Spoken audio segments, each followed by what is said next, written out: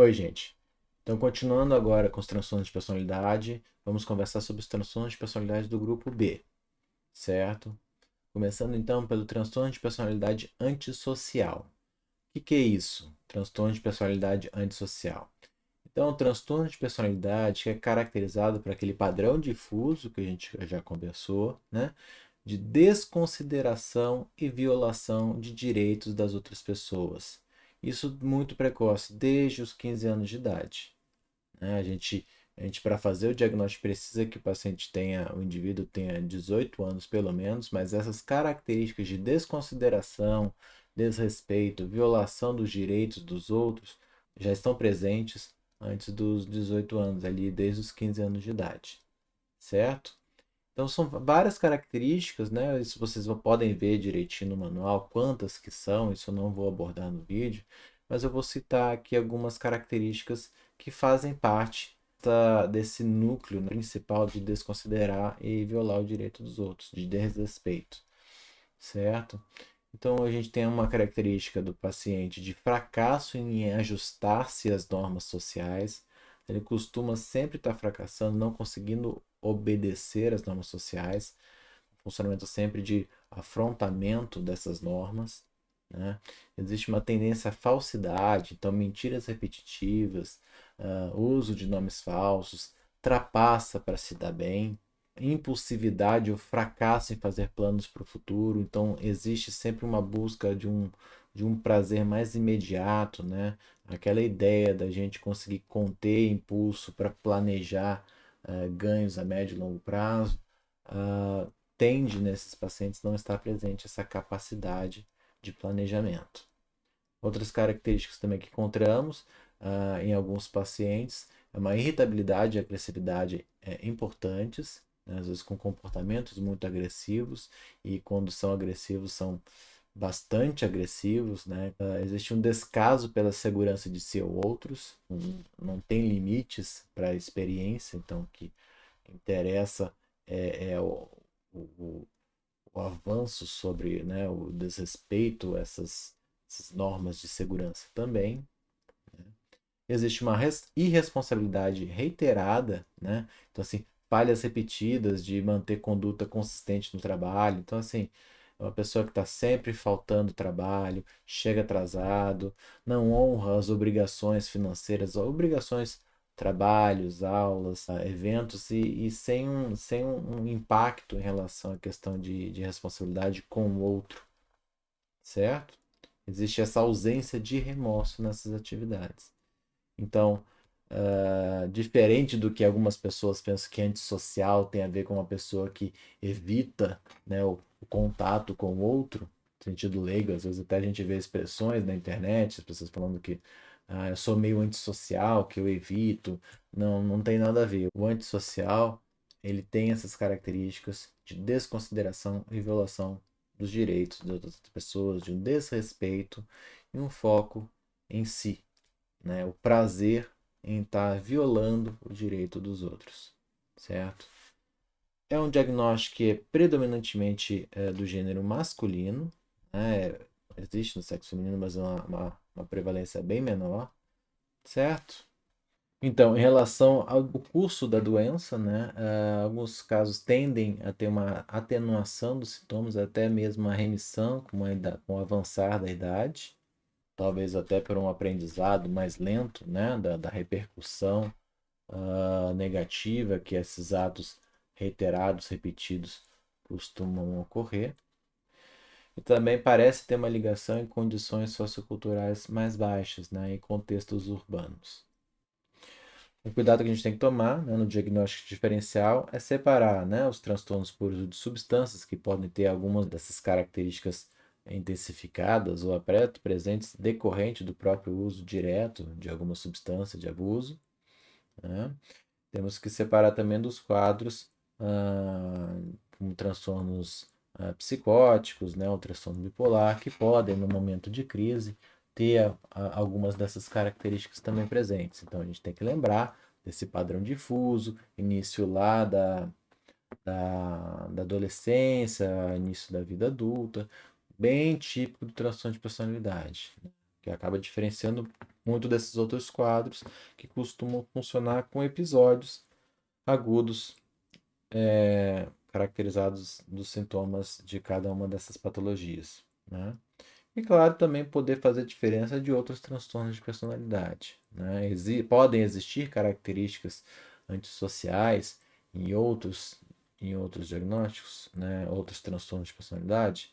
Pode, mas o núcleo, a principal característica ser embasada nesse desrespeito ao outro e essa infração constante, né, repetida, né, de desobediência, né, e desconsideração com o outro, isso é marca principal do transtorno de personalidade antissocial.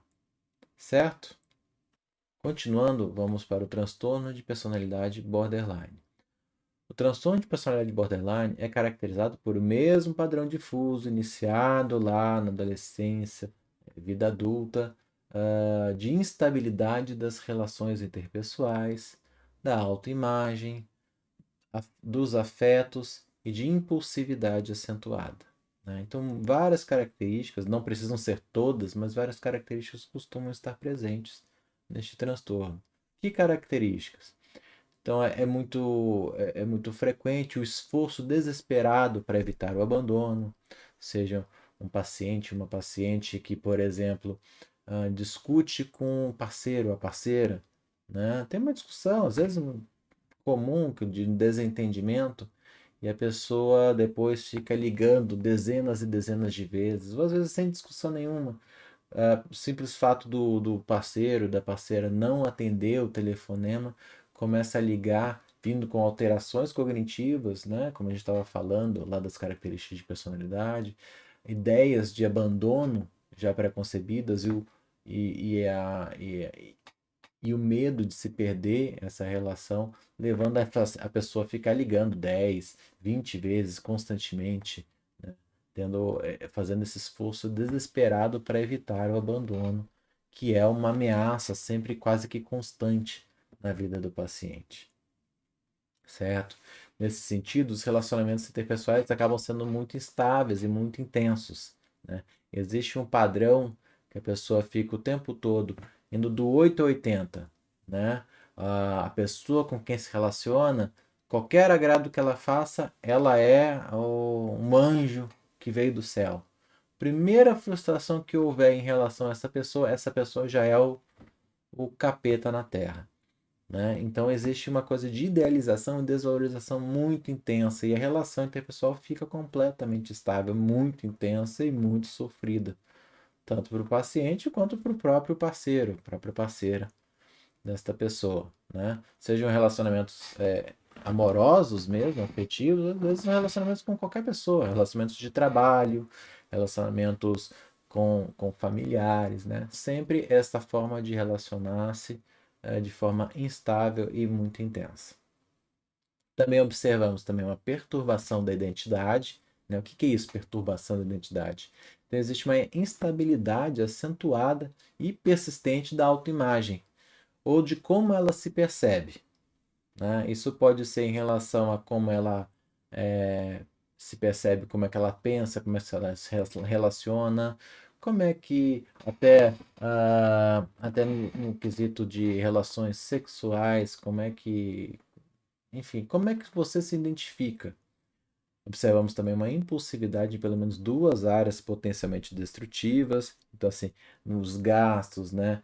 Em relação a sexo, abuso de substância, direção irresponsável, né, na compulsão alimentar.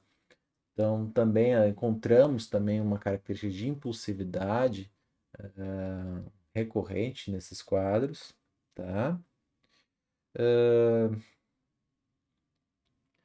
E uma recorrência de comportamento, gesto ou ameaças suicidas ou comportamento autolesivo.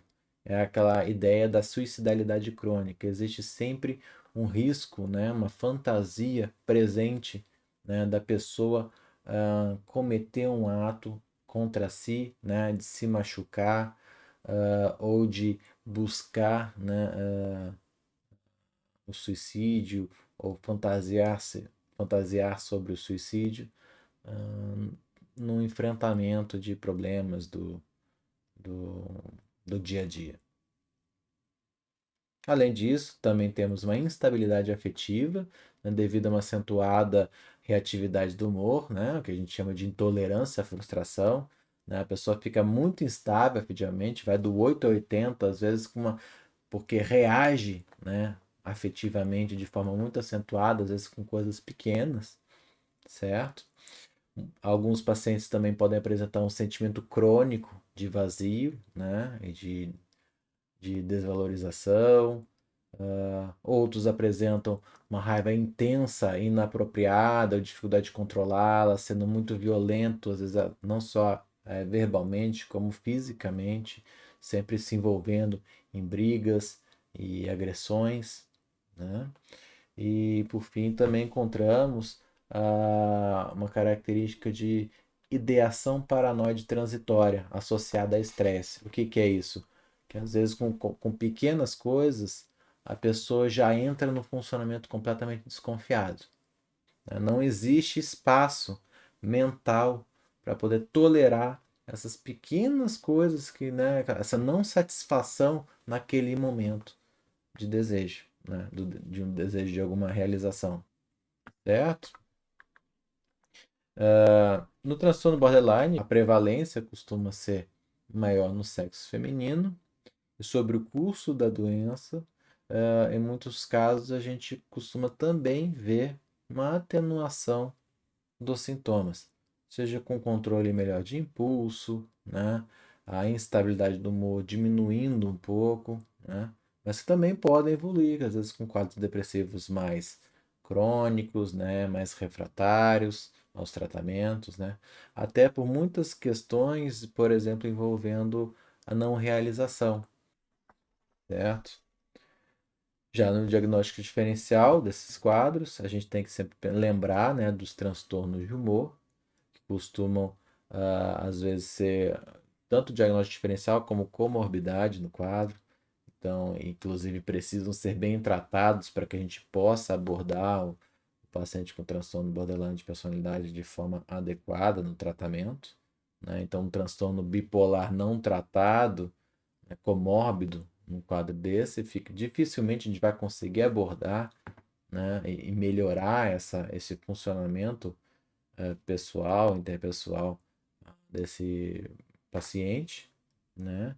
Também podem confundir com outros transtornos de personalidade, né, que podem ter características mais impulsivas, né, mais hostis, que às vezes são confundidos com transtorno borderline, mas que não tem como característica principal essa característica da instabilidade, desse funcionamento 880, né? Da idealização, desvalorização, do sentimento crônico de vazio, né? Dessa intolerância muito intensa, frustrações mínimas, né? Então, esse é o, é o, é a compreensão mais básica, né? Nuclear do funcionamento do paciente com transtorno de personalidade borderline. Entendido? Passando agora para o transtorno de personalidade histriônica. O transtorno de personalidade histriônica costuma ter um padrão difuso de emocionalidade e busca de atenção em excesso. Então, costumam ser indivíduos com desconforto em situações em que ela não é o centro das atenções. Como é que é isso? Né? Então, a pessoa, muitas vezes, ela busca ser o centro das atenções, não porque ela é grandiosa, alguma coisa, mas porque ela é quase como se fosse uma carência infantil de busca dessa atenção, que precisa do amor, do afeto do outro para se sentir viva. Então, às vezes, até por um comportamento um pouco pueril, inadequado, acaba agindo com um comportamento, às vezes, sexualmente sedutor, né? Inadequado, às vezes com pessoas que nem têm uma relação para isso, ou então em ambientes inapropriados para isso, né? Acabam interagindo com outras pessoas de forma inadequada, assim, com comportamento sexual, sedutor, provocativo, né? Costuma ter mudanças rápidas, expressão superficial das emoções, né? Acaba sendo até meio teatral, né? Uma dramatização dos eventos, né? Expressão exagerada das emoções, sendo tudo muito over assim nos sentimentos, né? E acaba também nesse sentido para essa questão mais sedutora, usando a própria aparência física para atrair essa atenção, né? E sofre muito quando não consegue essa atenção, né? Ser o centro das atenções, né? E muitas vezes o discurso mesmo é muito impressionista, né? E carente de detalhes assim na hora de poder descrever situações que ocorrem. Então você vai conversar com o paciente sobre algum evento que está passando, fica tudo muito vago, né, na descrição, né? Porque é muito emocional, né? E é uma paciente muito sugestionável também, né? Até por essa busca de ser o centro das atenções, às vezes pode se submeter a algumas relações um pouco mais complicadas, né? Então elas acabam considerando as relações pessoais mais íntimas do que elas realmente são. Tende-se a pensar que possa estar mais prevalente no sexo feminino, ainda que existam estudos que possam dizer que tem uma equivalência entre os sexos. Em relação ao diagnóstico diferencial, um pouco semelhante, né? De novo, né? A diferença entre outros transtornos de personalidade, transtornos por uso de substância, que também podem levar as pessoas a ficar mais afetivas e mais teatrais dessa forma, né? E também a questão de mudança de personalidade devido a outras condições médicas, que pode ocorrer em vários outros transtornos de personalidade. E por fim, o transtorno de personalidade narcisista, o foco principal é a questão da grandiosidade com uma necessidade de admiração e falta de empatia.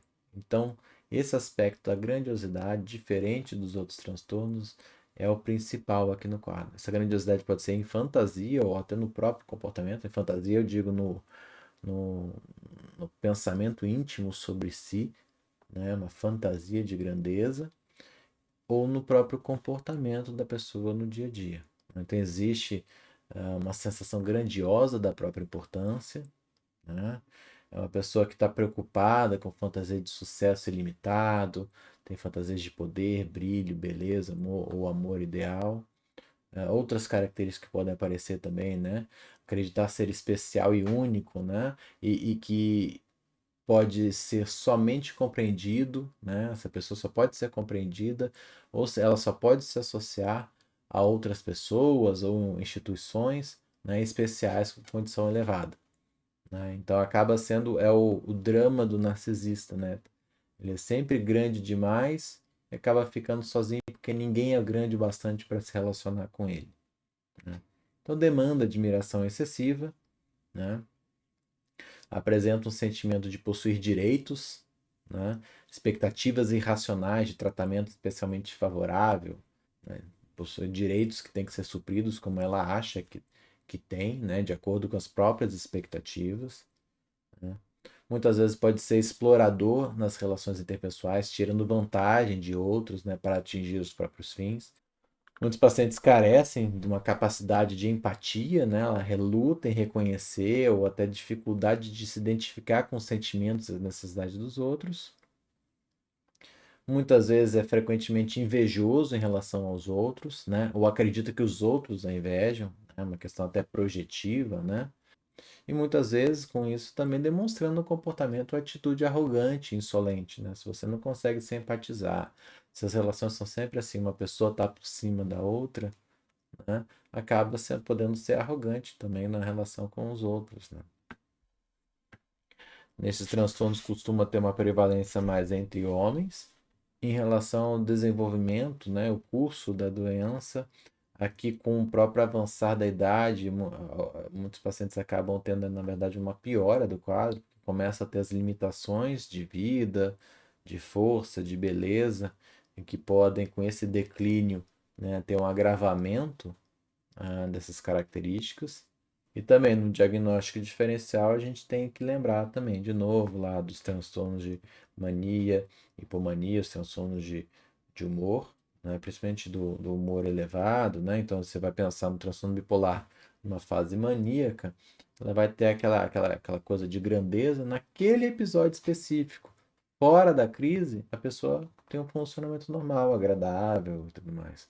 Já que, por ser um transtorno de personalidade, essa característica ela é ao longo do tempo.